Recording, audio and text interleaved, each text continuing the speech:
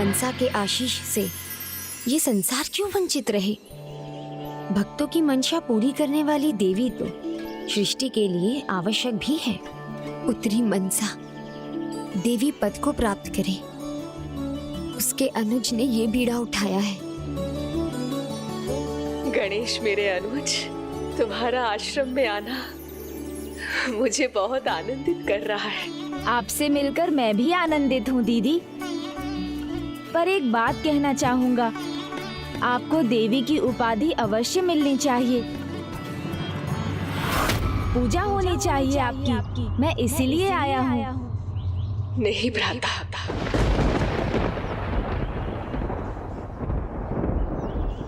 नहीं बनना मुझे पूजनी है।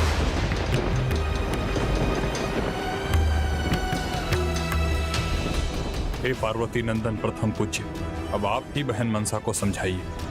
जिस भक्त की अपने प्रभु में इतनी अडिग आस्था हो, वो इतनी शीघ्र बहन मनसा की भक्ति को कहाँ स्वीकार कर पाएगा? उसके लिए तो और प्रयास करना होगा ना। जो अनावश्यक है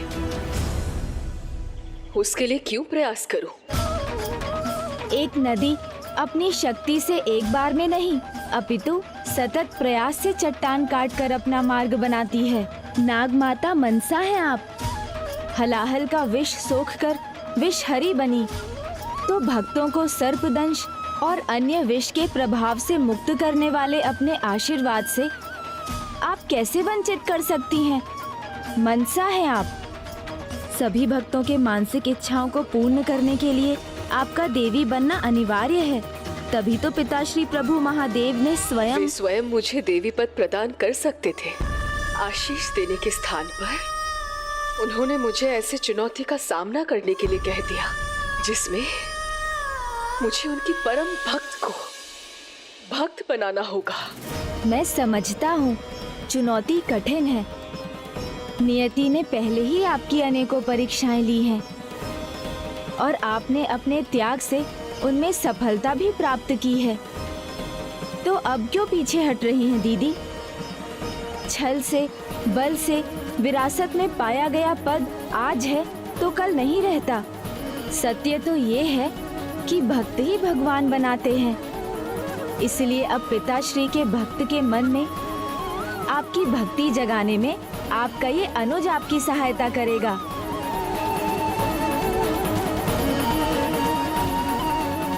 भक्तों का अटूट विश्वास, उनका समर्पण, उनकी निष्ठा, उनकी सच्ची भक्ति ही हमें देवी देवता के पद पर आसीन करती है। चंद्रधर पिताश्री के महानतम भक्त हैं। उनकी भक्ति ही उनके जीवन का आधार है। उनके मन में भक्ति के पावन भाव के सिवाय कुछ नहीं संभव है। इसीलिए पिताश्री ने उनका चुनाव किया। ऐसे महान भक्त की भक्ति पाकर आपको देवी पद भी प्राप्त होगा और आपकी महानता भी सिद्ध होगी।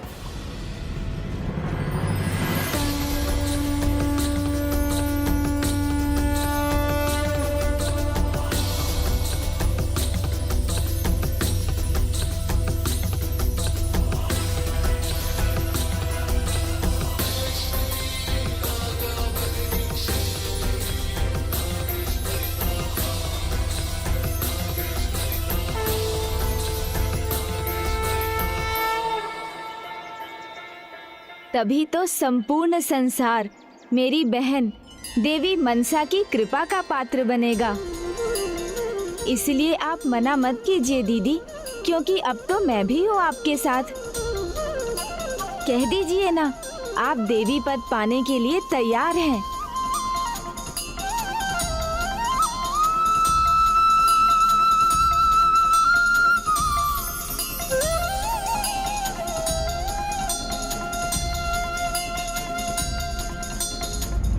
उचित है भ्राता गणेश, किंतु चंद्रधर जैसे एक निष्ठ शिव भक्त को अपना भक्त कैसे बनाऊंगी? एक प्रयास मैंने भी किया था, किंतु उसे भगवान शिव के सिवाय और कुछ दिखता ही नहीं।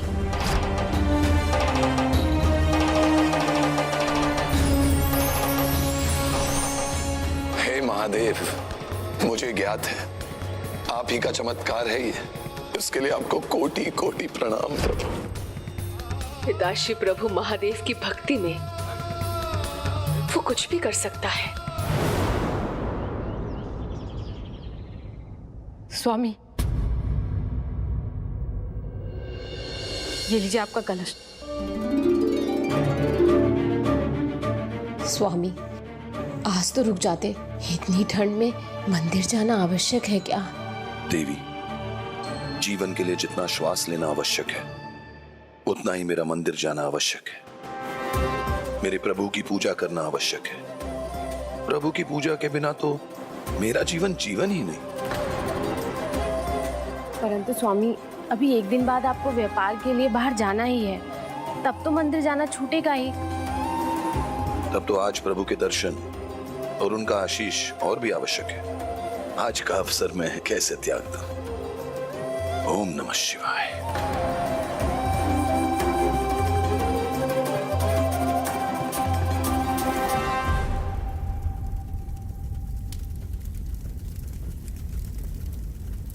पिताजी,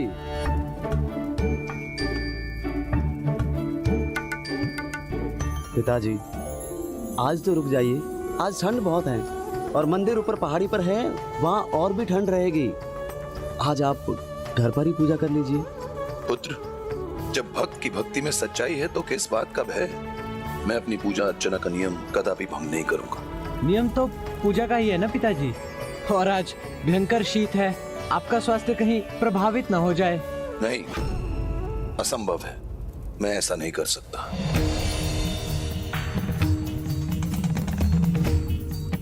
भक्ति कोई मनोरंजन का साधन नहीं जिसके नियम कभी भी बदल सकते हैं। भक्ति आस्था है, विश्वास है, श्रद्धा है, निष्ठा है, अटूट है, अडीग है। एक भक्त का अपने प्रभु के प्रति समर्पण है। और मैं शिव भक्त हूं। बाधा चाहे कैसी भी हो, उसे चाहे प्रकृति उत्पन्न करे या मनुष्य, मैं किसी बाधा से नहीं रुकूंगा।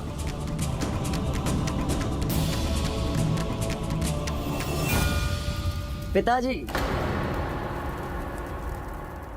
आपने जाने का निश्चय तो कर ही लिया है, तो आप जाइए।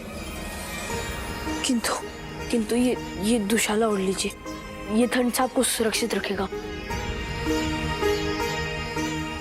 पुत्र, तुम अब तक भक्ति का सार नहीं समझ पाए हो। एक भक्त की रक्षा तो स्वयं उसके प्रभु करते हैं। इस दुशाल की आवश्यकता आपको है।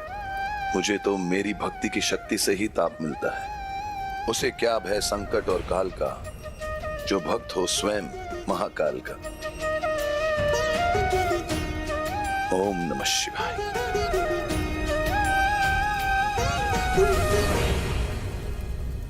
ओम नमः शिवाय। देखा अनुज, जो मन, कर्म और वचन से शिवमय हो, जिसके प्रत्येक श्वास में उसके आराध्य बसते हो, उसे अपना भक्त कैसे बनाऊं? यदि इसके लिए मैंने कोई चमत्कार भी कर दिया, किंतु उसका श्रेय वो अपने आराध्य को ही देगा। यदि आपने गुप्त रूप से नहीं, उनके सामने प्रत्यक्ष रूप में प्रकट होकर चमत्कार किया तो उन्हें विश्वास हो जाएगा और वो आपको प्रणाम करेंगे, धन्यवाद करेंगे, और ये होगा उनका आपके भक्त बनने की यात्रा का आरंभ। सत्य में तुम बुद्धि के दाता हो गणेश। यदि तुम्हारी बुद्धि में ये उपाय सूझा है तो मैं ये अवश्य प्रयास करूंगी।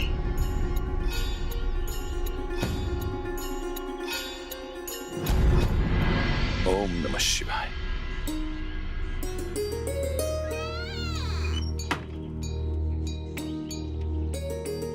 ओम नमः शिवाय। भक्त चंद्रधर,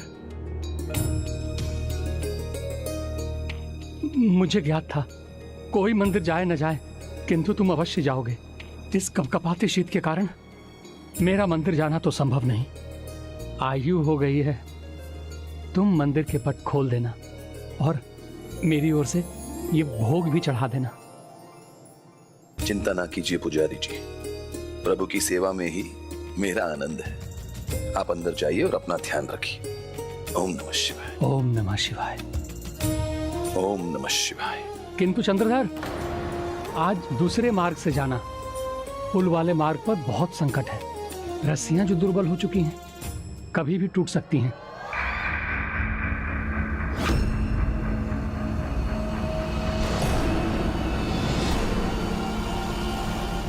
पुजारी जी, उसे क्या भय संकट और काल का, जो भक्त है स्वयं महाकाल का।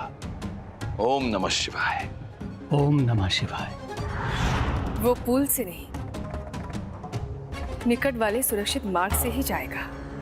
दीदी, प्रभु महादेव में अटूट विश्वास है उन्हें, इसलिए वो उनके मंदिर शीघ्र पहुंचने का चुनाव करेंगे। पुल का तो विचार भी उनके मन में नहीं आएगा।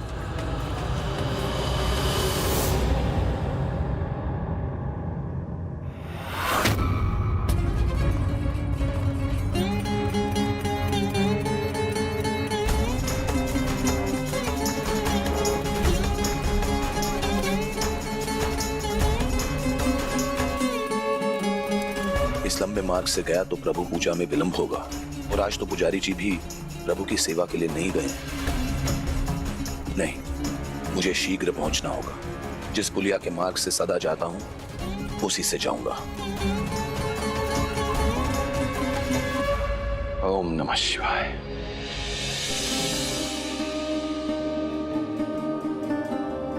मैंने कहा था ना दीदी, वो संकट देखकर पीछे नहीं हटेंगे और वो पुल उनका भार नहीं संभाल सकेगा।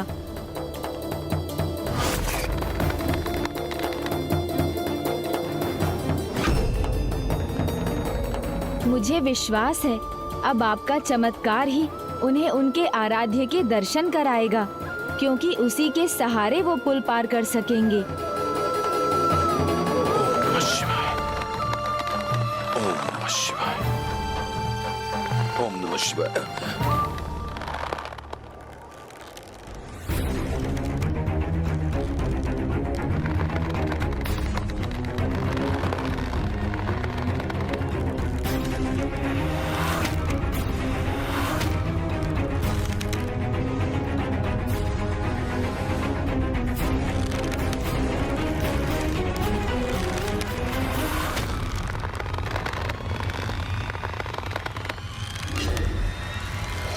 ओम नमः शिवाय।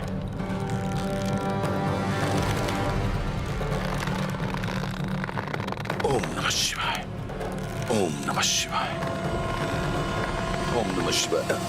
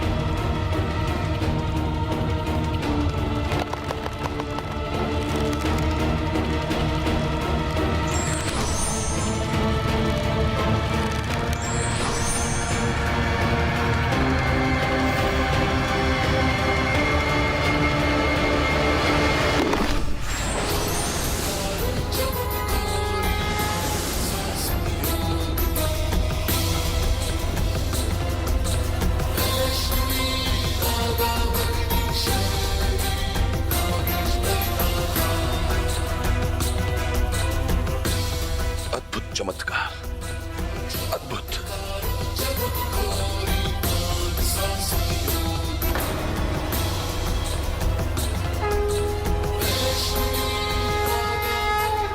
इस चमत्कार ने अवश्य ही उनके भीतर दीदी मनसा के प्रति भक्ति का भाव जगा दिया होगा।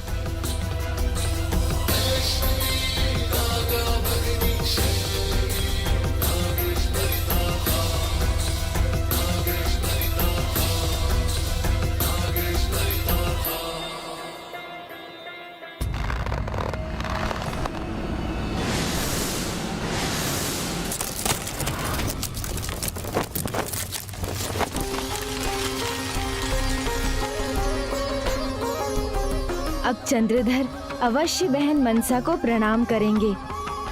अद्भुत, सर्वथा अद्भुत था ये चमत्कार।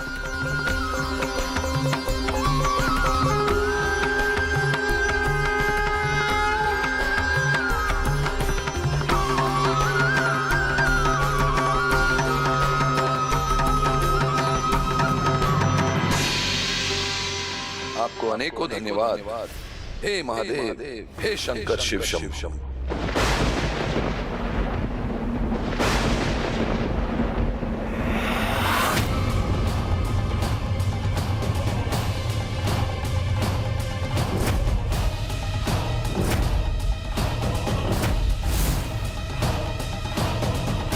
आपको अनेकों धन्यवाद हे महादेव, हे शंकर शिव शंभु। बस अपने इस भक्त पर ऐसी ही कृपा बनाए रखिएगा। ओम नमः शिवाय। कदाचित अब मुझे ही कुछ करना होगा। प्रणाम श्रीमान। श्रीमान, आपकी रक्षा करने वाली देवी तो स्वयं आपके समक्ष हैं और आप महादेव को पुकार रहे हैं।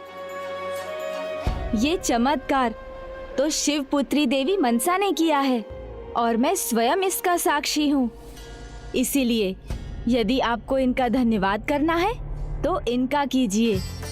आपको प्रार्थना करनी है तो भी इनकी ही कीजिए। नहीं ब्राह्मण देवता, आप भूल कर रहे हैं। ये तो निमित्त मात्र है। रक्षा तो मेरे प्रभु महादेव ने की है।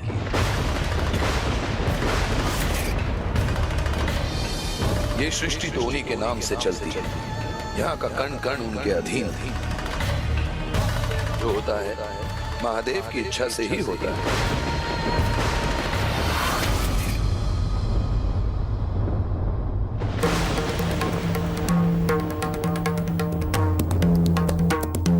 चंद्रधर, तुम्हारी अटूट भक्ति सराहनीय है, किंतु उसके प्रभाव में आकर सत्य को अनदेखा कर देना सर्वथा अनुचित है। सहायता करने वाले का अपमान है। अपने आराध्य का सम्मान करना, उनकी पुत्री का अपमान करना कैसे हो सकता है? महादेव हैं, तभी तो आपको उनकी सुपुत्री होने का सौभाग्य मिला। नदी से अधिक उसके स्रोत का महत्व होता है। इसीलिए महादेव ही हैं मेरी सहायता के लिए मूल स्रोत। मैं मानती हूँ चंद्रधर कि एक भक्त की भक्ति अटल होनी चाहिए, किंतु प्रभु के प्रत्येक लीला के पीछे अवश्य ही कोई कारण छुपा होता है। उसी प्रकार उनके अनेकों रूपों के पीछे भी कोई ना कोई कारण होता है। उनके प्रत्येक रूप को देखने और पहचानने के लिए समझ होनी चाहिए, अन्यथा कहीं तुम्हें पछताना ना पड़ जाए। कल कहीं ऐसा ना हो कि तुम्हारे सम्मुख ऐसी परिस्थिति प्रकट हो जाए कि तुम्हें मेरा नाम पुकारना पड़े, मेरी भक्ति करने पर विवश होना पड़े। मैं जिनका भक्त हूं उनका ही रहूंगा। मेरे अधरों पर केवल उनका नाम रहेगा। फिर स्थिति कैसी भी क्यों ना हो जाए, मेरे रोम रोम में केवल मेरे प्रभु का नाम रहे, किसी अन्य का नहीं। फिर चाहे वो स्वयं मेरे प्रभु की भार्य हो या पुत्री। पुत्र, जाओ, अपना कर्तव्य निभाओ, किंतु स्मरण रहे मनसा का त्याग उसके कोमल हृदय का परिचायक है। उसके ठीक विपरीत उसका क्रोध उग्रता का चरम है। मुझे इस बात का भी ज्ञात है देवी कि जिस प्रकार इस भक्त का मन अपने प्रभु की भक्ति में रमा है, उसी प्रकार मेरे प्रभु का हृदय भी सदा अपने भक्तों से जुड़ा है। जैसे उन्होंने अभी मेरी रक्षा की, वो हर बार मेरी रक्षा करेंगे। तो मुझे आपसे कुछ मांगने की आवश्यकता ही नहीं।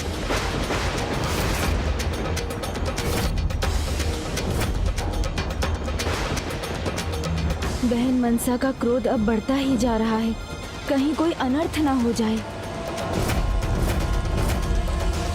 श्रेष्ठ है, उत्तम है, प्रशंसा के योग्य है चंद्रधर जी। आपके प्रभु महादेव के प्रति आपकी भक्ति। अब आपको उनकी पूजा में विलंब हो रहा है। हाँ, विलंब तो हो रहा है। अब मुझे जाना चाहिए, आज्ञा दीजिए। प्रणाम। ओम नमः शिवाय।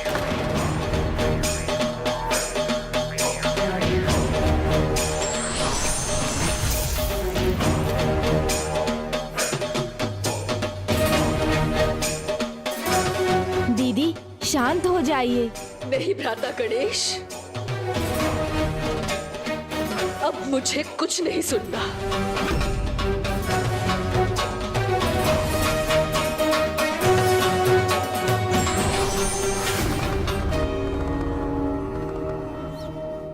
प्रणाम माता एवं पिताश्री। माता, आपने देखा, चंद्रधर तो दीदी मनसा की सहायता स्वीकार करने के लिए भी तैयार नहीं। अब तो ये मेरी समझ से भी बाहर है कि मैं दीदी की सहायता कैसे करूं। मेरे इस भक्त की भक्ति पवित्र है, अटूट है, किंतु किसी को अपनी भक्ति का इतना अहंकार नहीं होना चाहिए कि वो भगवान के अन्य रूपों का सम्मान करना भूल जाए। उसे तो इसका आभास ही नहीं कि उसका यह स्वभाव उसके और दूसरों के लिए संकट का कारण बन सकता है।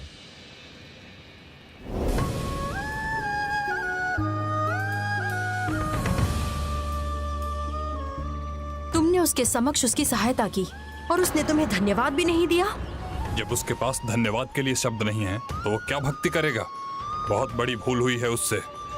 हाँ, भूल तो हुई है। नहीं, उसकी कोई भूल नहीं है। जो घटित हो रहा है उसका मूल कैलाश है।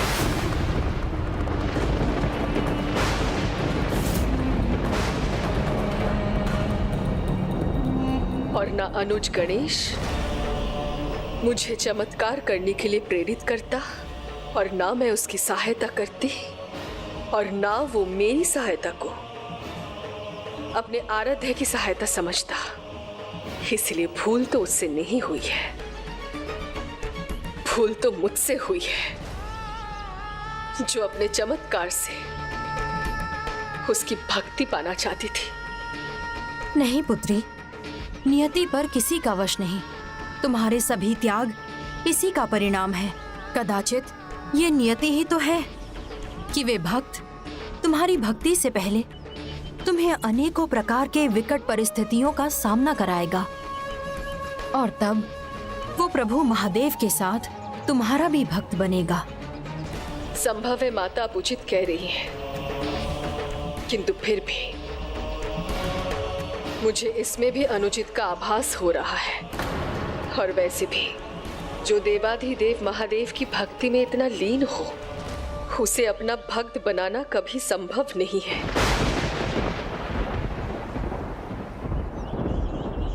तो पुत्री, क्या करोगी तुम? क्या इच्छा है तुम्हारी? कहीं तुम हार मानकर निराश तो नहीं हो जाओगी? यदि त्याग ही नागमाता मनसा की नियति है तो कर दो एक और त्याग। मत बनाओ उसे अपना भक्त, वंचित कर दो संसार को अपनी कृपा से। तो आप ही बताइए माता कद्रू, मैं करूं तो करूं क्या, और मैं कर भी क्या सकती हूं? चंद्रधर पिताश्री के भक्ति में इतना खोया हुआ है कि उसका ध्यान आकृष्ट करना मेरे लिए असंभव प्रतीत हो रहा है। जो खोया हुआ है उसे भी कुछ खोने का आभास कराओ पुत्री। उसने तुम्हारे परिवार, नाग परिवार का जो अपमान किया है, उसका परिणाम उसके परिवार को भुगतने दो, तब आंखें खुलेंगी उसकी। कदाचित अब तुम्हारे पास यही उपाय है। मैं जिनका भक्त हूँ उनका ही रहूंगा। मेरे अधरों पर केवल उनका नाम रहेगा। जो होता है महादेव की इच्छा से ही होता है। हम सब युवा है, फिर भी इस ठंड में बाहर निकलने का साहस नहीं कर पा रहे। और पिताजी इस आयु में भी मंदिर जाकर लौट भी आए।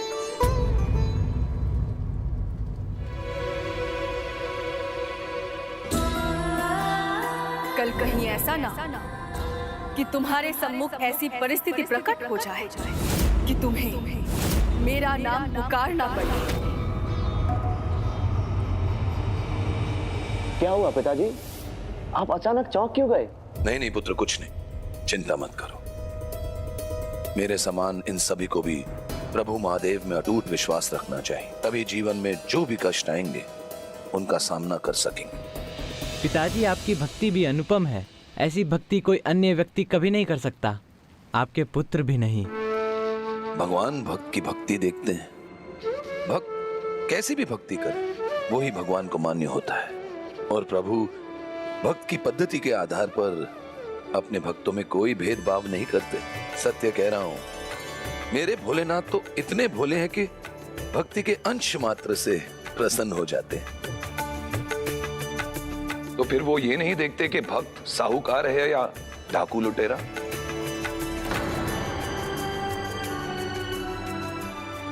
क्या हुआ बच्चों, क्या हुआ, चकित क्यों हो गए? अरे ये बिल्कुल सत्य है, सत्य।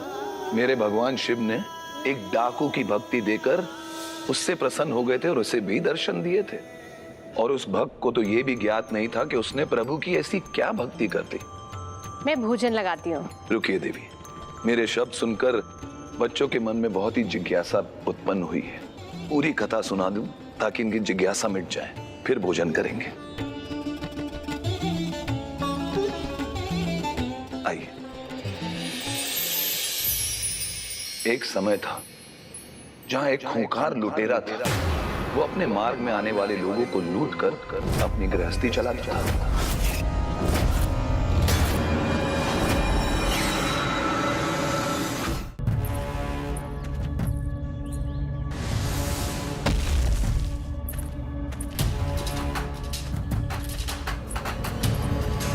रुक जा, अपने सारे गहने उतार के दो।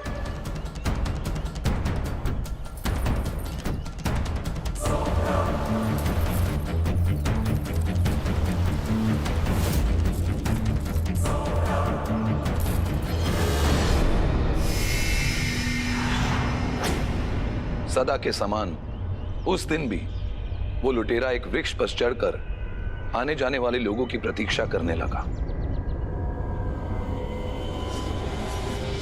किंतु उस दिन वहां कोई भी यात्री नहीं आया और उस डाकू का धैर्य चुकने लगा। तो उससे स्थिर नहीं बैठा जा रहा था और उसके हिलने के कारण उस डाली से वृक्ष के पत्ते झड़कर नीचे गिरने लगे। भोर से दोपहर हो गई तो फिर उसे प्यास लगी। जल तो अपने साथ लेकर ही चलता था, किंतु उस दिन उसका जल बिखर गया और जहां वो पत्ते गिरे थे वहां जल भी गिरा।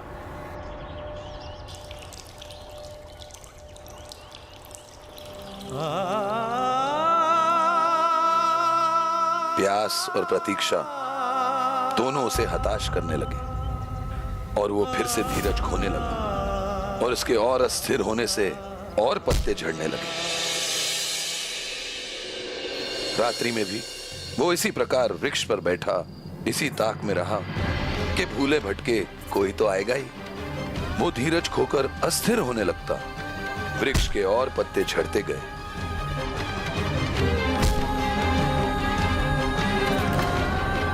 मेरे पुत्रों को महादेव की कथा में आनंद लेते देख मुझे अत्यंत हर्ष का अनुभव हो रहा है। तुम उसके परिवार की परीक्षा लो, क्योंकि स्वयं पर आया हुआ संकट सह लेता है मनुष्य, किंतु अपने परिवार पर संकट आता नहीं देख पाता।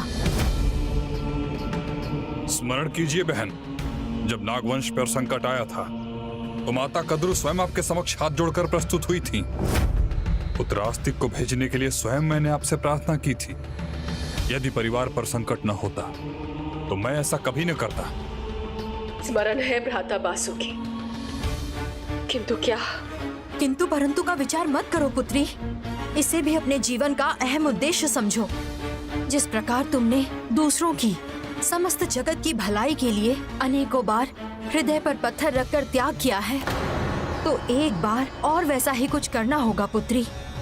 तुम्हें देवी पद की आकांक्षा नहीं होगी, किंतु समस्त संसार को देवी मनसा की आवश्यकता है।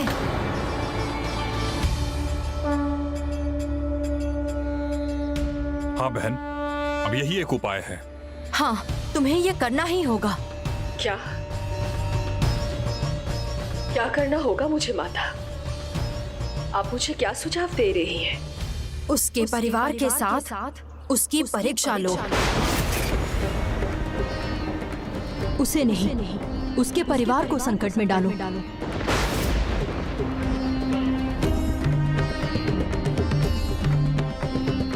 ये कैसा सुझाव दे रही हैं माता कद्रू? यदि दीदी ने ऐसा किया तो उसका परिणाम चंद्रधर और उनके परिवार के लिए विनाशकारी सिद्ध होगा।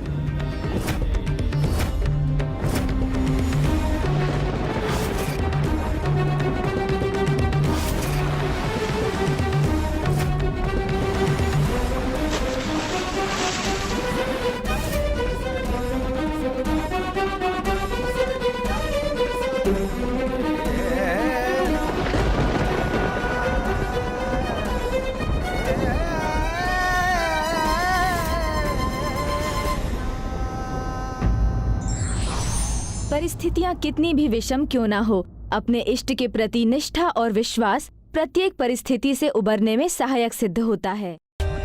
For more updates, subscribe to our channel, click the show links and enjoy watching the videos.